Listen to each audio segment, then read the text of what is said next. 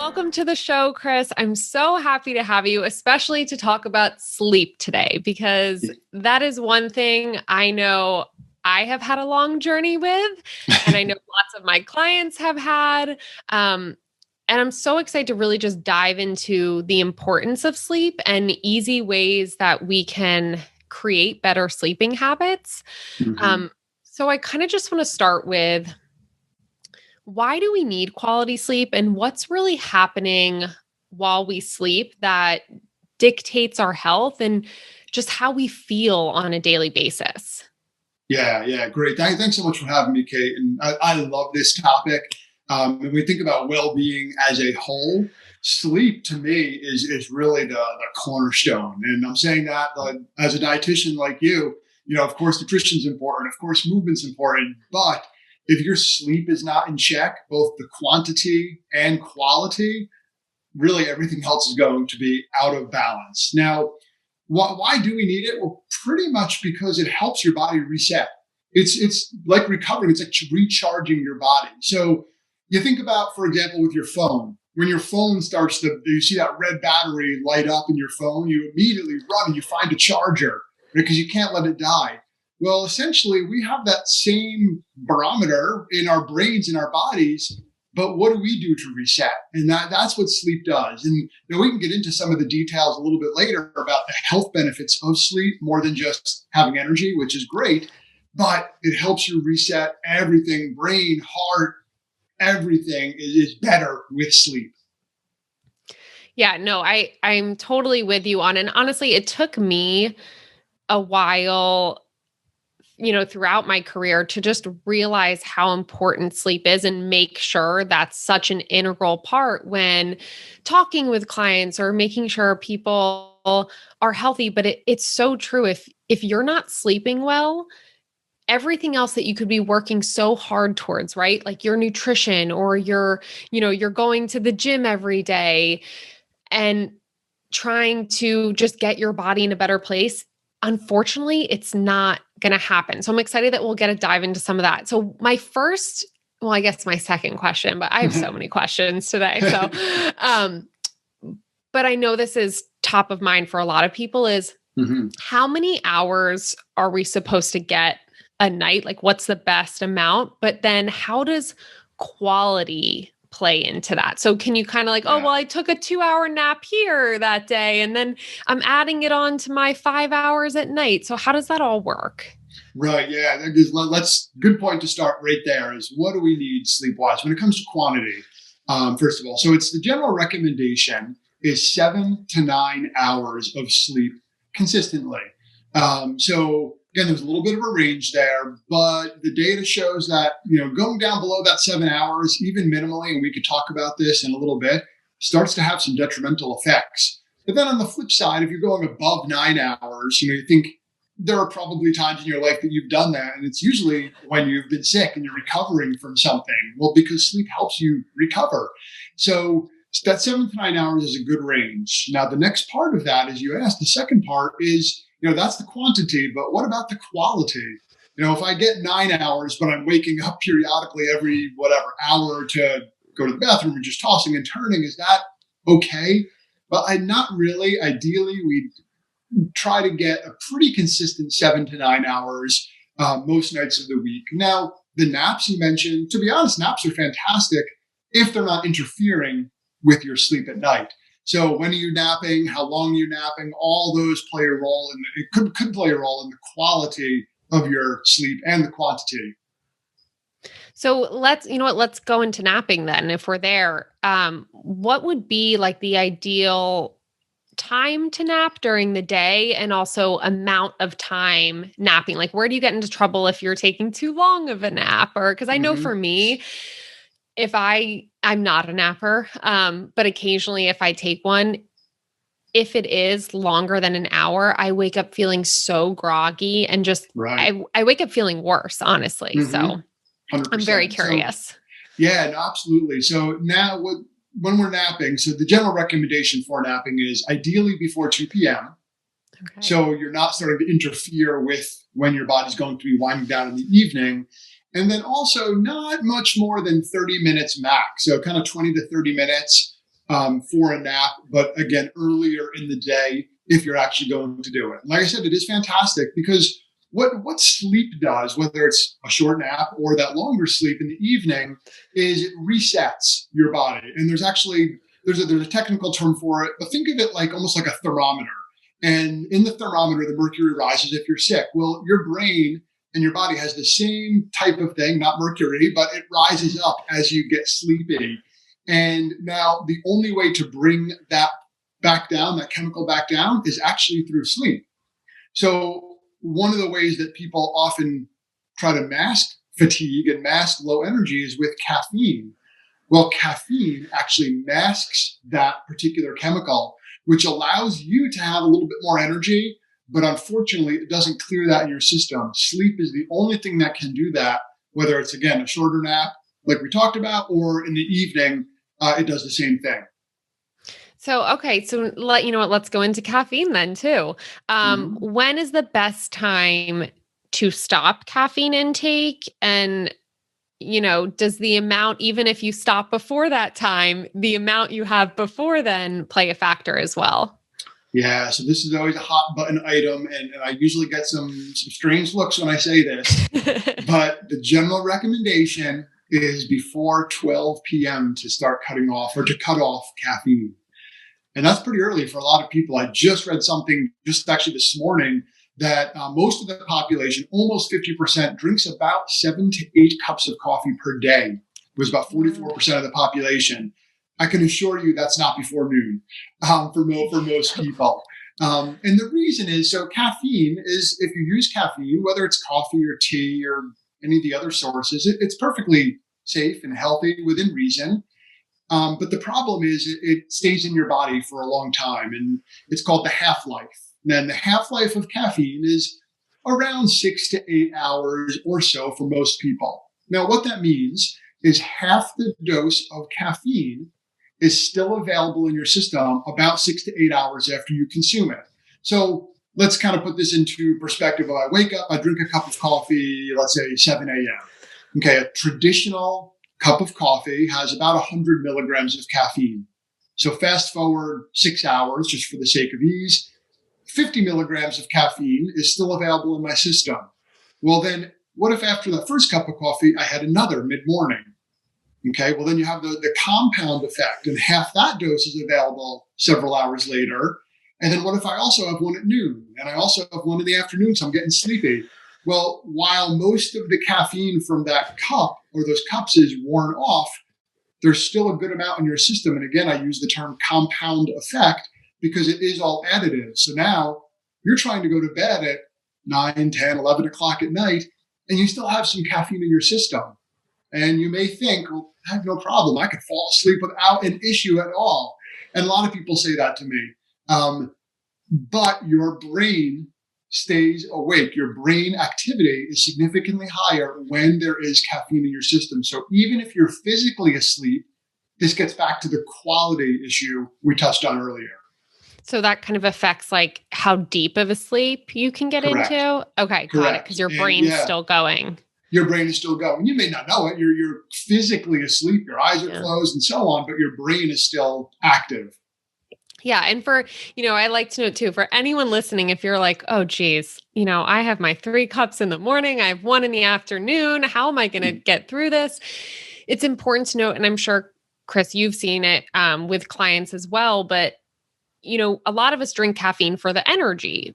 But Mhm. I find when I start to take caffeine away, and a lot of it is for sleep reasons, and also just we shouldn't have too much caffeine in a day. A lot of people get their natural energy levels back. Mhm. They're not using that caffeine as a crutch. So you can still have high energy without caffeine, but also Right. just some ways that, you can change your caffeine intake is in the morning. Maybe your first cup is a caffeinated cup and your second cup is a decaffeinated cup. Yeah. There's still a little bit of caffeine in decaf coffee. There is, if you're looking for, if you see any with the Swiss method, they take out 99% of the caffeine. So a little bit less there, but or if you do, maybe half decaf, half regular, and then finally Hmm. switch to decaf, but just little ways. Because I know if anyone's listening and they're like, I'm at 5 cups right now, how am I going to get Right. down to having like 2 before noon? There are ways you can do it. Right. And think about too, like, doesn't mean you listen to us today, you better stop right now. Yeah. Like, to your point, there are ways to do it. And it doesn't even have to be like even just 1 cup. What if you cut down, maybe just push it back a little bit? If you normally have one at 3 or 4 in the afternoon, could you start to scale back a little bit, or maybe make that last one decaf? And then Yeah. also think about, why are you drinking coffee? If you like the flavor, fantastic. If you like the energy, fantastic. But then, as you mentioned, Kate, there's other ways to get energy as well. So maybe those morning cups you enjoy fully caffeinated. But then normally, if you have an afternoon slump, maybe you can go out for a walk or do something else that gives you true energy. And I'll give you a story. I was giving a talk one time at a corporation in New Jersey, and there was an employee. One of the people in the talk said, "Oh, I have these two friends who I met at the office, and there happened to be a popular coffee shop right across the street from the headquarters." And he said, every day, 2 o'clock, we all go out for a break. We go to the coffee shop. We just catch up, don't talk work, etc. And he said that was their pattern. He loved it. He got connected with these two guys. And about a month later, he emailed me and said, "You know what? We realized that we were going to that coffee shop not necessarily to drink the coffee, but to actually just catch up." And in this particular setting, there happened to be like about a quarter-mile loop right outside the headquarters. He said, so we started actually having like the three of us would go out and walk that little quarter-mile loop. We got the same benefit. We connected, even better, we connected with each other, and we got some movement. So maybe think about some alternatives if you're normally a caffeine person all day, every day. Yeah, no, I love that. They actually have in the Nordic countries, they call it a fika. Like they'll go, Mm-hmm. there's actually a really funny commercial on it, but they'll go for a fika, which is like basically go to have a coffee, take a break, be social. And one thing I've really found works for people is a lot of the times too, or even in the afternoon, you just want something warm. Like if you're just looking for that warm cup, or even in the morning, Mm-hmm. change it to an herbal tea, right? That Right. naturally is caffeine free. Like we are hibiscus tea junkies over here. My husband and I constantly have iced hibiscus tea in the fridge, but doing something like that, or even just if it's the first thing in the morning, you really are just turning your coffee pot on because you want that warm, cozy drink. Maybe Right. start with some hot lemon water and Mm-hmm. then switch over. So there's other alternatives too, but it's exactly what Chris said. Find out why you're having it. Is it the Right. flavor? Is it for that warm cup? Is it for the socialization? Because there's other things you can do, like taking a walk. That's going to probably help you reach your goals a lot sooner as well. Yeah. Um, so I wanted to dive into Chris, just because obviously our immune systems are at the forefront of everyone's mind right now. Right. So how does not getting quality sleep or even a lack of sleep affect our immune systems, or like what's happening with our immune system while we're sleeping? Mm-hmm.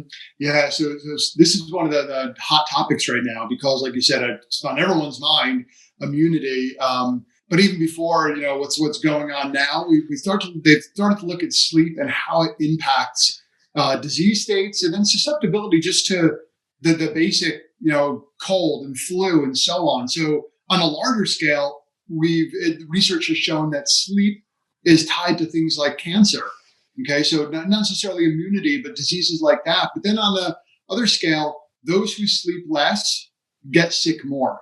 And I honestly don't have the exact stat off the top of my head, but the susceptibility to cold was significantly higher when people got just a few hours of less sleep per night. So when I'm saying not sleep enough, I'm not talking about pulling all-nighters. It's as little as 6 hours of sleep a night, 5 hours of sleep a night. We start to see an increase in susceptibility to some type of illness. And while we're on the topic of immunity and flu and cold specifically, there's actually some data that shows that if you get the flu vaccine, for example, vaccines are not as effective if you don't sleep enough in the days leading up to getting them. So there's a lot of powerful data around the effects of sleep on overall health in so many ways. Oh, it's so interesting. And I will say it frustrates me a little that like when I'm watching the news in the morning and they're talking about everyone trying to get their vaccines, why aren't they including the fact maybe Chris, you need to get on there, right? That's it. Seriously. and educate them. Right. But that's really interesting to know. And I'm sure we all, I think in the back of our minds, maybe, like, okay, if I'm not getting great sleep, I can see a correlation. I get sick more, but it's important to know that it could just be that 5 or 6 hours because I know a lot of people that are like, I'm good with 5 or 6 hours of sleep. Like that's just Right. me. I'm type A personality and I'm okay with Hmm. it. But could you talk to us a little bit about the stages of sleep and what's happening during them and kind of connect some of the benefits there? Yeah. So great point. Let me actually get the first part that you Yeah. talked about. The people who say I get like 5 or 6 hours of sleep, I'm fine, or 4 hours of sleep. The sleep researchers have said that the percentage of the population who actually can thrive on that little sleep is like way less than 0.1%.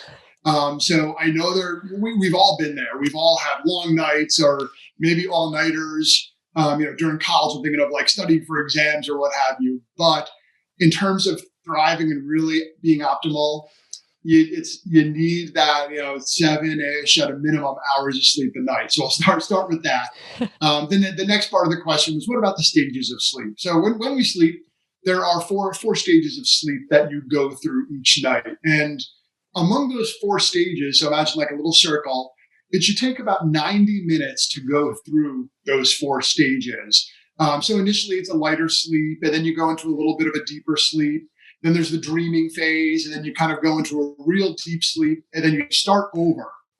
So each cycle, like I said, is about 90 minutes. And most recommendations, you think, just kind of back up in terms of how much time you need in bed and the 90 minutes. So it's around anywhere from kind of 4 to 6 times you should go through those stages. Now, what's interesting is when you're going through those stages, if anything interferes with them, like for example, and this is another hot topic we could talk about in a little bit, but let's say that you drank alcohol at night and more than just maybe one little drink, but maybe it was closer to bedtime, you had some alcohol in your system. Well, our bodies don't love alcohol, the effects on our bodies, whether you drink it or not. But what happens is when you're sleeping and your body's going through those stages, when the alcohol wears off in your system, regardless of what stage you're in, you'll wake up. And whether you know it or not, it could be something as simple as I have to get up to go to the bathroom because alcohol is a diuretic, or your brain and your body just might naturally jostle and wake up a little bit. Well, unfortunately, what happens if, let's say you're in the middle of stage 3, well, unfortunately, you go back to square one. You don't continue on where you left off, which means you essentially miss that whole level of deep sleep in that example. And we need all of those stages to really get a quality sleep. In fact, we need to dream every single night to really get the quality sleep. Whether you remember them or not, your brain does dream. That's an important part of this whole process. So if your sleep's getting interrupted a lot, whether in the example I gave from alcohol or whatever it may be, unfortunately, when those stages of sleep are interrupted, you're not getting the quality you need. And that becomes a whole nother issue in and of itself. So if there were a time, Chris, or like when should you stop if you are, you have your glass of red wine every night, or Mhm. when should you stop drinking alcohol before you go to bed? Yeah. So last call should be at about 2 hours before bed at the latest. Okay. It won't necessarily get all out of your system. And depending if it's, like you said, a glass of wine versus, 4 or 5 drinks at night is going to be a little bit different, certainly. But the general recommendation is about 2 hours before bed, making sure that you're cutting off alcohol. So we could sit here and recommend morning drinking as an option, but I don't know if that's going to go over well. Yeah, no, I don't think that'll go over well.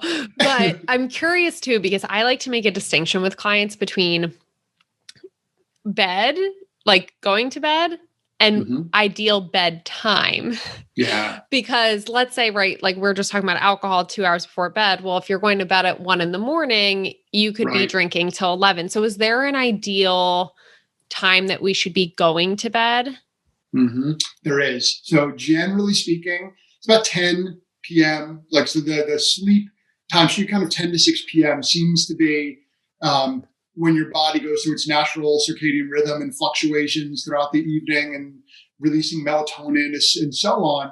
It's kind of about that 10 to 6 p.m. should be those ideal sleep hours. Now, are there going to be times you may stay up later? For sure, right? But what I want to think about, what I always talk to people about is most of the time, what do your habits look like? And that's what's important. Might you stay up later on a Friday night? Potentially. And maybe you have some more alcohol on a Friday night? Yes. Maybe not. But you want to keep most of the time, ideally around that 10-ish p.m. And then again, ideally around that 6 a.m. wake up. Now, I know if you're a night shift worker, that's going to, of course, change things and so on. But we're talking ideal here. So if you can do that as close to that as possible, that would be great for your body.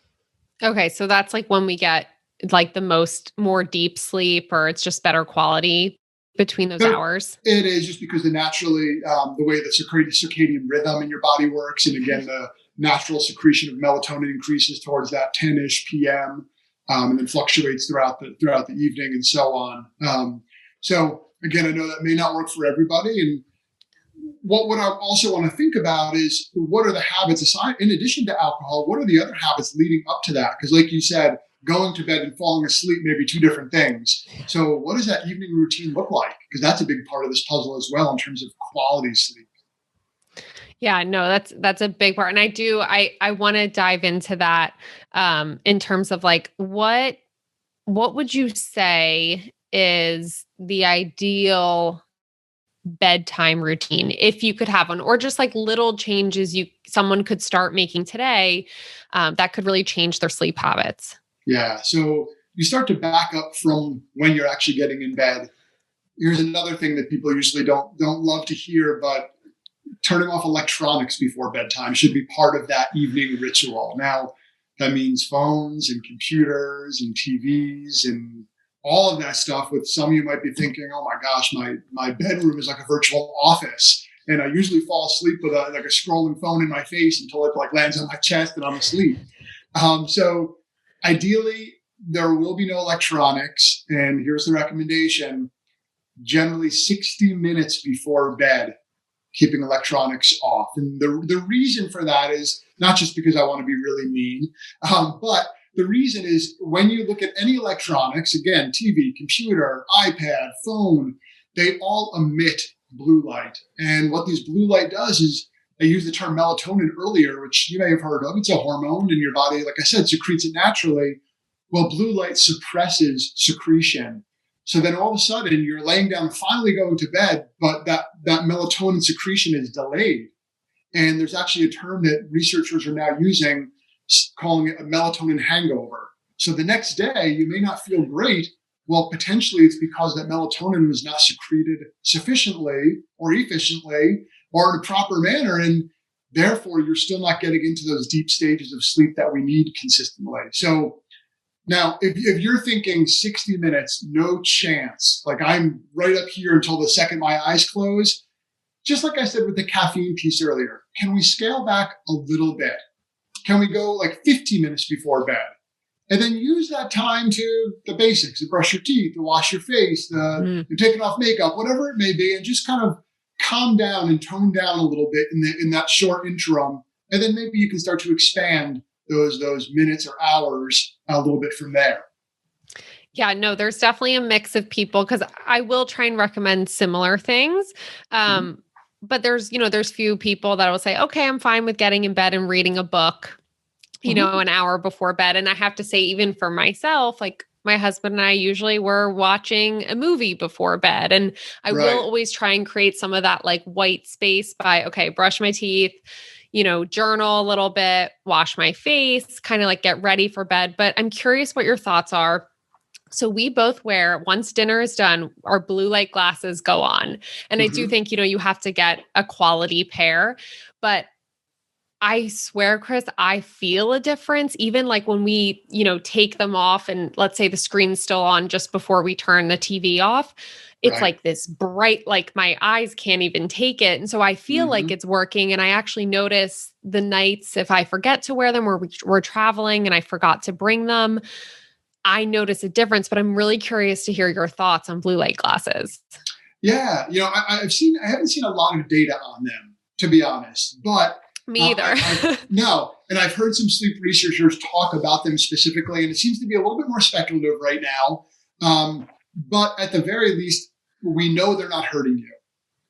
If they're making a difference, and they potentially could be, because it does block out, I don't know what percentage, depending on the brand and quality, like you said, a good chunk of that blue light. It can make a difference, I would think, in terms of at least blocking that blue light. So maybe that would affect your own internal melatonin.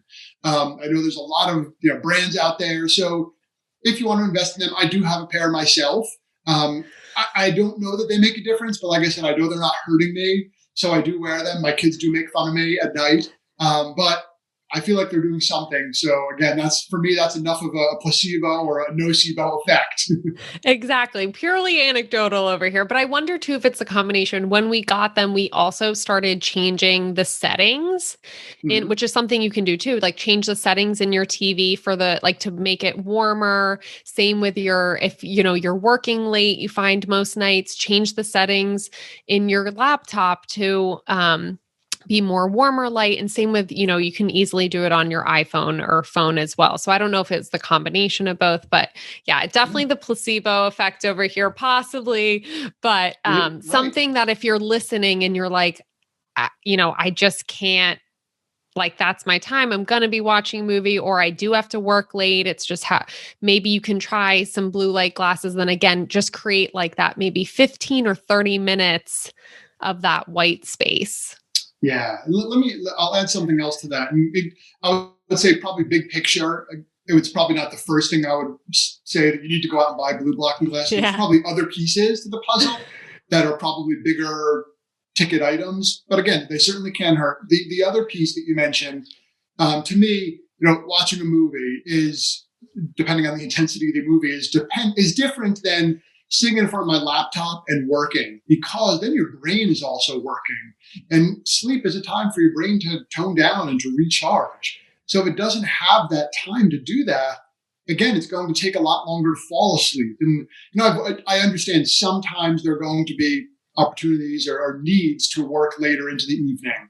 And yes, that happens. But most of the time, if we can at the very least shut down work, then that is going to be a little bit better. I was talking recently to a company, and it was an international company, and the one person said, my main contact is China.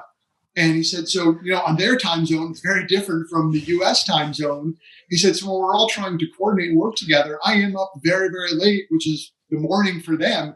And there's times I need to do that.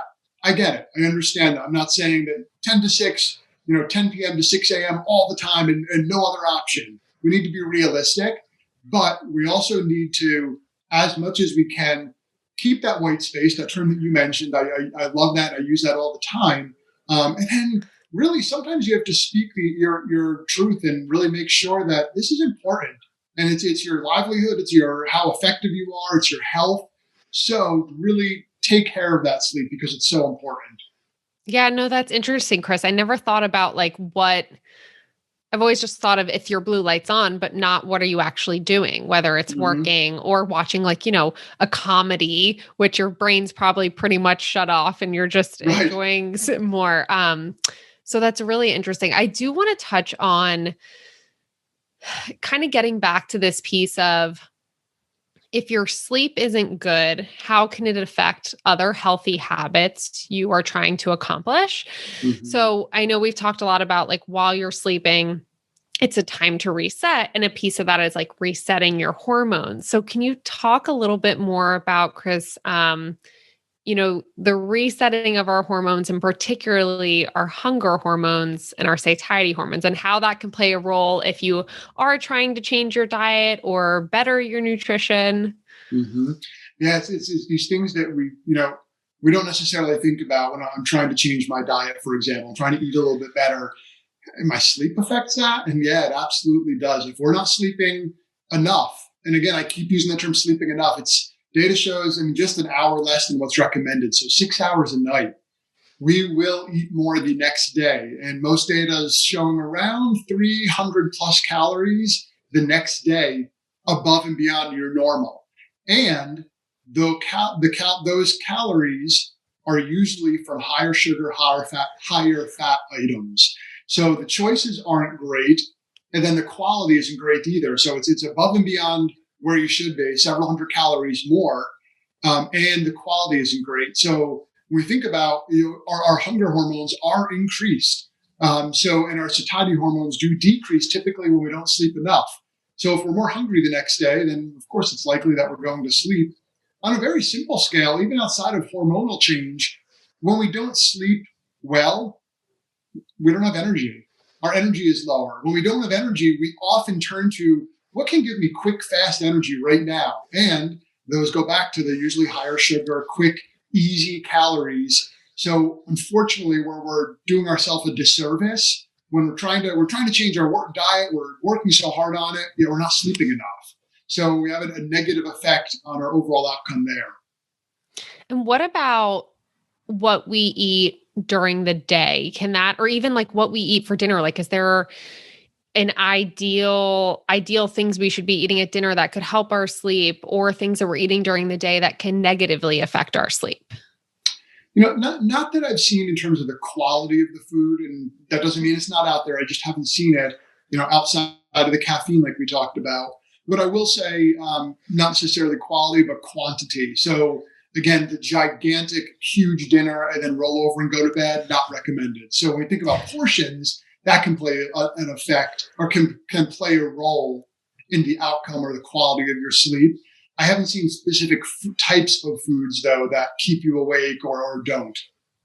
Yeah, I've seen a little bit of research. I think there still needs to be more done, but and for women in particular, if you have too low carb of a diet throughout the day, it can actually spike your cortisol before bed. So sometimes adding in like a whole food starch, like half a sweet potato or something at dinner can help. But again, there still needs to be some more research done. But I thought that was interesting. And again, Mm, everyone's cortisol levels can change by just their daily habits and also their right. internal system.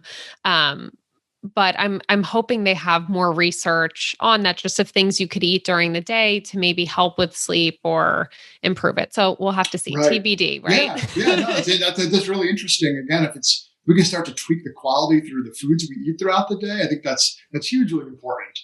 Yeah. What about, Chris? What about supplements that can help before bed? I know for me, I'm a routine magnesium person. I Hmm. love my magnesium. I probably take it like 1 to 2 hours before bed. Okay. And I do find it's just very calming, but I'm curious to hear your thoughts. Yeah, no, magnesium is an interesting one. And for those who aren't familiar, so magnesium is a mineral that's used through hundreds and hundreds of reactions and actions in our body.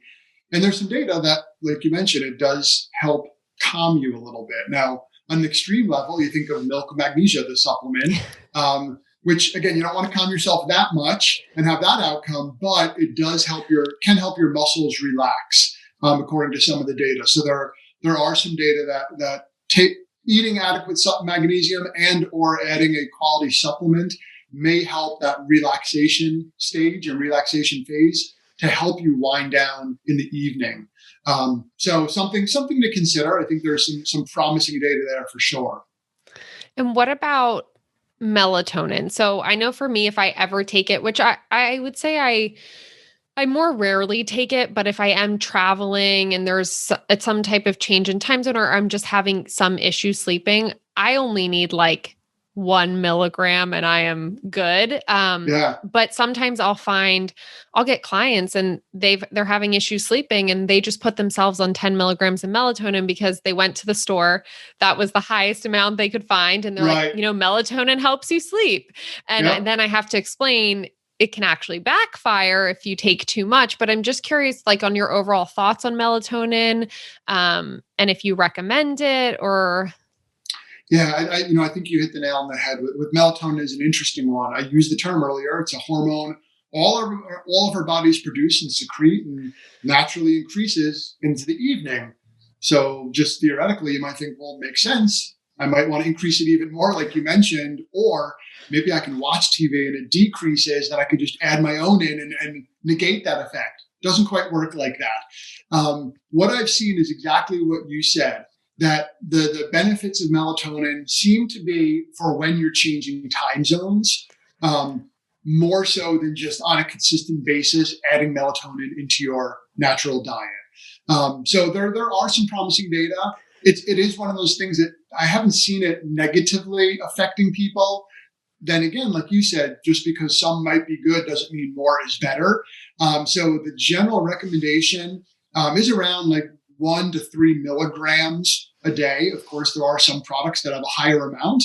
But like I said, most of the data seems to suggest that unless you're really changing time zones, and the reason is because now your melatonin will be back in the old time zone, is not catching up yet, caught up to where you are, that adding a supplement might help. But unless you're doing that, it doesn't seem to have a huge positive benefit. Yeah, like it's almost like let's try to naturally get our melatonin levels up right before bed, like we were talking about Mm-hmm. minimizing blue light and creating that time and space before bed. But it is interesting because, when people if you take too much melatonin, that's when you can actually be like lying awake and be exhausted, but you can't fall asleep. So it can have the Mm-hmm. opposite effect, or you can have crazy nightmares and crazy dreams. So know that if you have been taking melatonin or have tried it and that has happened, that means you're taking too much. And if you're not sure how much you should be taking, start with a half a milligram or a milligram and just go up by a half a milligram until you hit that sweet dose. And like Chris said, unless maybe you're changing time zones or things, let's try to naturally build up our melatonin levels. And then if you need extra support, that's another way you can. Mm-hmm. Um, Yeah, absolutely. so other things, Chris, because I know we are wrapping up, but we talked about, right, like eliminating some of the blue light, not having alcohol 2 hours before bedtime, Mm-hmm. not having caffeine after I'm like the fun 12. sponge over here. Yeah, I know it's true. I'm sure you get so many looks. Right? um, but are there other things like I know, whether it's temperature or just other easy things that people can start implementing today to create just a better sleep Environment. habits in general? Yeah, Yeah. yeah, yeah, absolutely. So the term is sleep hygiene is often used. So we hit on the big ones: caffeine, alcohol, blue light, like from electronics. You brought up temperature. So does seem to be an ideal temperature for sleep, and that is, this might surprise people, 62 to 68 degrees. So pretty chilly. Now, in the winter months, depending where you live, that might not be as challenging. The summer, again, it might be more challenging because you think, oh, I have to turn my thermostat way, way down to get there. And if you share your bed with somebody, that there's usually two people who usually disagree on what the temperature should be. From a research standpoint, I'm saying 62 to 68 degrees seems to be ideal for getting the highest quality sleep. The other piece is the light in your room or lack of. And they say if you can see your hand in front of your face, your room is too light. Now, I know when my wife and I first heard that, we started thinking like, yeah, our room's pretty dark. The blinds are closed, and that was the extent of it. And then you start paying attention, and there's a lot of lights that you may not even be aware of. Like, yes, the blinds were closed, but there's still light coming through some of the little cracks. Or we had the house alarm in our house happened to be in our bedroom, so that was lit up all night. Or if you have a smoke detector in your room, that usually has a light on it, or a TV that might have a light even when it's off. So all those little things start to add up, and your room could be a lot more light than you expect. So one, again, maybe the easiest solution might be the I don't know what they're called, like the little masks, sleep masks. If you don't mind sleeping with those, I personally don't find them comfortable, but some people love them. Or think about some other options. If in your room, if it's your blinds, could you get some room darkening shades that actually cover those up? That's what we did. We don't have a TV in our room. We no longer have the house alarm in our bedroom. So we really started to making it as really as dark as humanly possible, and have noticed a huge difference. So temperature, light plays a role in the sleep hygiene. Those are two big pieces to the puzzle. So no nightlight. Ideally not. Now, again, Yeah. I want to make sure, of course, like when my parents come to visit, it's more for a safety thing, like getting Yes, up. yes, If that's the issue, I'm not going to say, don't be safe. You're like, but maybe if you put it in the bathroom versus right in your bedroom, depending on their proximity, that might be an option. So Interesting. again, think about each of these like big ticket items and think, what can I start with and see if that helps me? Okay, awesome. Okay, one last question before we do a little bit of our rapid fire. But I get this question a lot, Chris, and sometimes I can't say research wise, I've seen too much. So I'm really curious to hear your thoughts. I'm assuming the answer is no, but can you catch up on sleep? So let's say you had a really crazy week and, your sleep was more in that 5 to 7 hour range each night. Can you then say, oh, well, Saturday I have nothing going on. I can sleep in all day. Does that help or work or? It doesn't, unfortunately. That's probably I get that question probably more than any. Me too. So what you can't catch up. What I would just say is try to get back to adequate sleep if you do have those longer nights or shorter nights, I should say. Try to get back to where you were. Out of everything we've talked about, sleep researchers say the number one most important thing you can do is being consistent with your schedule. So trying to go to bed and wake up at the same time every day, or approximately the same time each night, each day, for the so your body gets into a pattern of those sleep hours. Yeah, no, that's a great tip. I love that. Okay, so where, Chris, can people connect with you? Where can they find you? And where can they just learn more about sleep or everything else? We will be having Chris on later in a few months to talk about stress and mood, which he is very knowledgeable about too. But where can people connect with you? Yeah, awesome. So our website, my last name is Mohr, Mohr. Our website is Mohr Results, Mohr results.com. So we have some information on there, certainly about a variety of topics, nutrition and otherwise. And specifically, because we've gotten so many topics and questions and around sleep, my wife and I created a whole video course around sleep specifically. So it's that same moreresults.com/sleep. And we actually, like I said, we have a video course on sleep specifically. Oh, I love that. So people can really learn more. Exactly. Oh, that's great. Well, everyone go check Chris out there. And we are going to end with our little rapid fire questions. So first thing that Perfect. comes to mind, Chris, our first one Okay. is, what is your favorite de-stressing practice or support tool? Walking outside. So getting Yeah. outside, even I live in Louisville, Kentucky. It's not sunny all the time, but just to get outside is number one for me. Yeah, love that. Fresh air goes a long way. Mm-hmm. Okay, are you a coffee or tea person? Both. I have tea, decaf tea right here, herbal tea, but definitely coffee in the morning. Okay. And how do you put anything in your coffee or are you, yeah. Yeah, I usually just put a little bit of whole milk in there. Okay. Awesome. You should see. Mm-hmm. Sometimes we get people that are like, they have a whole routine. Others are strictly black coffee. Yeah. Yeah, no, pretty basic. A little bit of whole milk and that's it. Love it. Okay. And this one is my favorite question. Favorite Okay. home cooked meal? Something for those who might be Italian, it's called aglio olio, which I am kind of Italian. I'm from New Jersey and half Italian. I probably don't enunciate that exactly how it should be. But what that is garlic and oil over pasta. Super basic, but it is by far my favorite meal to make and or eat. So it's garlic, oil, pasta, a little parsley, some salt and pepper.